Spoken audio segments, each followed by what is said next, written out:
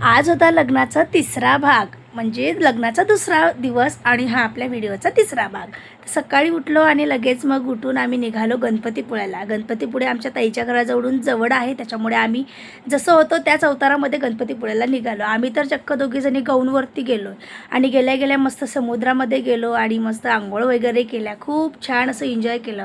आणि जर आपल्यासोबत आपलं कुटुंब असलं, आपल्या बहिणी असल्या, असा मेळ कधी येत नाही. आणि लग्नामध्ये सगळ्या बहिणी आम्ही एकत्र होतो आणि मस्त सगळ्यांनी एन्जॉय केलं. मग आम्ही बोटीची सुद्धा हे केलं, आम्हाला बोटीमध्ये बसायचं होतं. मग बोटमध्ये बसलो आणि त्याचाही आनंद आम्ही घेतला. सर्वजण फर्स्ट टाईम बोटमध्ये बसत होते, लहानापासून तर मोठ्यापर्यंत, आणि सगळेजण एकत्र होतो, त्यामुळे अजूनच मजा खूप येत होती.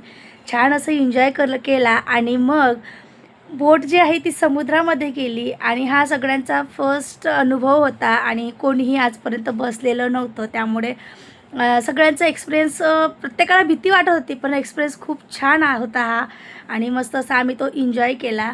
मध्ये गेल्यानंतर बोटवाल्या दादांनी बोट थांबवली आणि आम्हाला फोटो वगैरे काढायचे असेल तर तुम्ही काढू शकता, ते पण सांगितलं.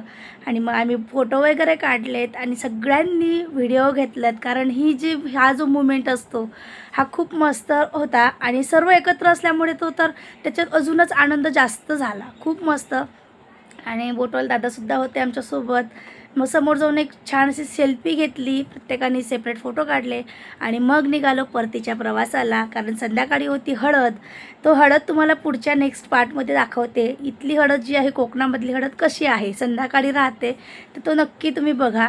आणि बघा, जाताना मस्त काठावरती समुद्र आहे, रस्त्याच्या कडेला समुद्र आहे आणि तिथून गाडी जाते. खूप भारी व्ह्यू होता. चला भेटूया नेक्स्ट पार्टमध्ये.